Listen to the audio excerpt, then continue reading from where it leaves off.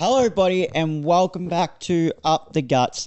Now we're up to our final club for the season preview, and that is the Western Bulldogs. And geez, have they not had the best start with their skipper, Marcus Bontempelli, confirmed to be out for at least 6 weeks to start the season. Not the news that Western Bulldogs would have wanted. They've got also the likes of Cody Waitman, who is also on that injury list. So it is not a great start. Obviously, we're not knowing when Ugle-Hagan will be back too. But without further ado, let's preview the 2025 season for the Western Bulldogs. In 2024, the Western Bulldogs finished 6th on the ladder. They're always going to be a damaging team with the strong midfield they have and the likes of the tall forwards that they had the luxury of having Norton, Ugle-Hagan, Darcy, and the likes of that. Some of the ins they brought in Matt Kennedy from Carlton, who I think is a real honest player through the midfield. Cooper Hines they picked up with pick 20. Lockie Jakes pick 29. Josh Dolan pick 31. Sam Davison with pick 51. They picked up from the Richmond VFL and absolutely dominated the Pracky game. Just the other day, had 29 disposals playing off the wing half forward role. So he'll be one to look out for, especially for you super coaches out there. And if you are listening to this and you are a super coach, we still have a few spots left in our league for the super coach competition. So comment below if you are interested in joining that, and I will get back to you with some messages. And they also got Luke Kennedy with pick 62. Now, some outs. There's a few. So, first of all, we got Bailey Smith, the most talked about one. Obviously, didn't play a game last year with his ACL, but he's such a crucial player for Western Bulldogs with his running capability and just his finesse through the midfield, can play half forward too.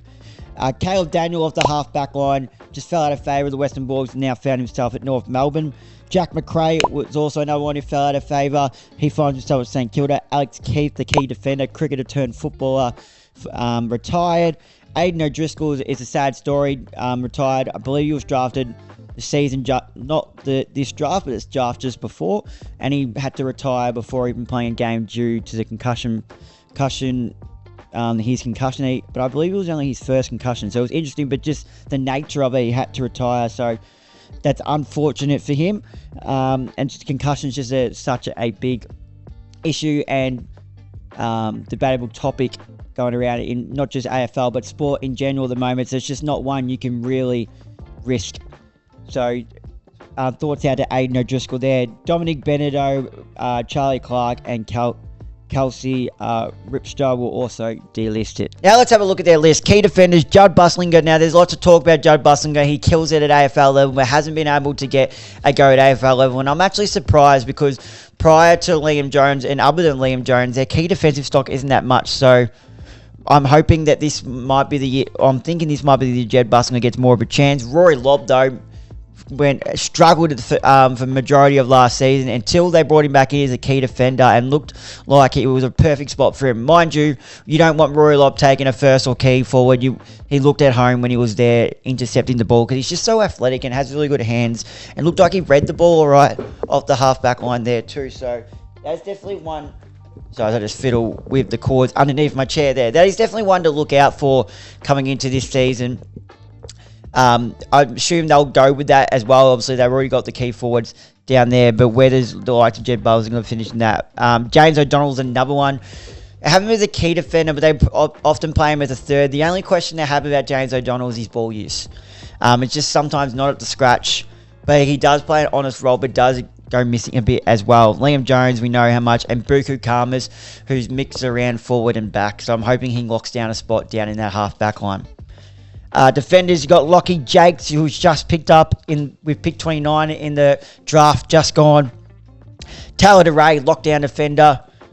Nick Caulfield, hopefully can get his body right. Joel Frazier, who we saw in the second half of last year and looked really good off the half-back line, really neat and clean. Lockie Bramble, who finished really well in their BNF, is another good player. Bailey Dale, just a superstar off that half-back line, uses the ball extremely well and racks up plenty of disposals. Luke Cleary and Jason Joe Hannison. Now we have a look at their midfielders. Oh, that's the other person who they'll be missing for the start of the year. Adam Treloar, as he's first on the list here, will be missing for a lot of the year. So they've already got Adam Treloar and Marcus Bontempelli missing through that midfield to start the season.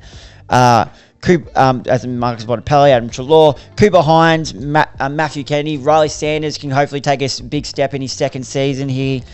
Harvey Gallagher will be his third season, but he looked really good last year. Didn't play a game in his first season. Played a lot of games in his second season as being last year and looked really good. So see how he can continue that. Oscar Baker off the wing.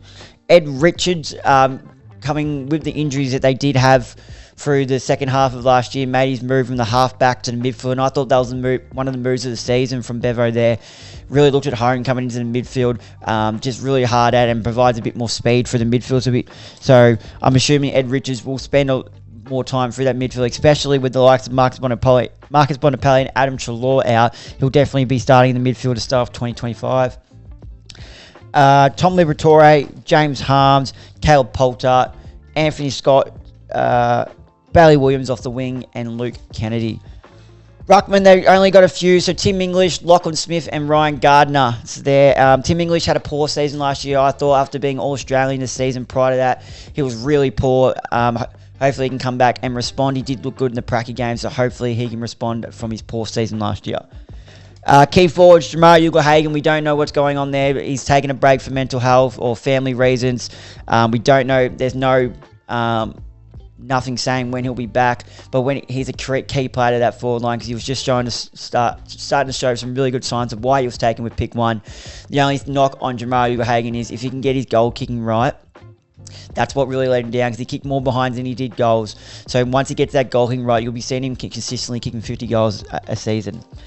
Sam Darcy, just going to be a superstar. Could be one of the better players in the competition in the next few years. Aaron Norton, we mentioned before, with the Sam Darcy taking a more bigger role now and they're trusting Sam Darcy, they'll probably look to play Norton more up the ground, get those 15 to 20 disposals, and really, because he's got such good hands, they can have him up the ground as a lead-up option through the wing. So it'll be good to see there. And Jordan Croft, the father-son pick, didn't play a game last year. We'll see if he can slide in there this year.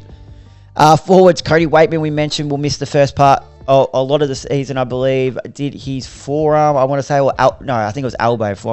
Elbow it was, so not sure. I'm not quite sure, so don't quote me how long he'll be out for, but I know he's missing a fair chunk at the start of the season.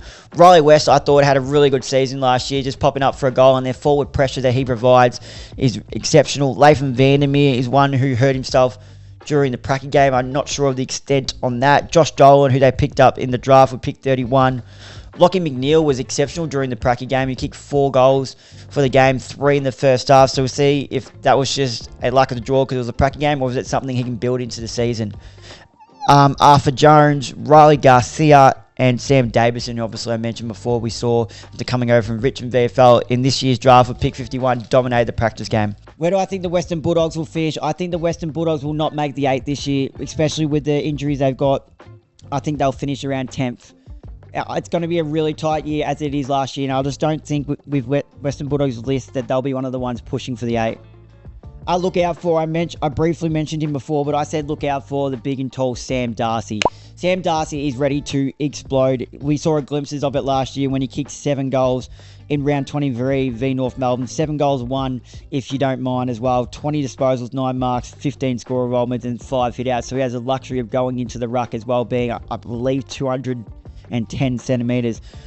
But in 2024, he had 21 matches he played, 38 goals he kicked, and averaged just under 5 marks a game.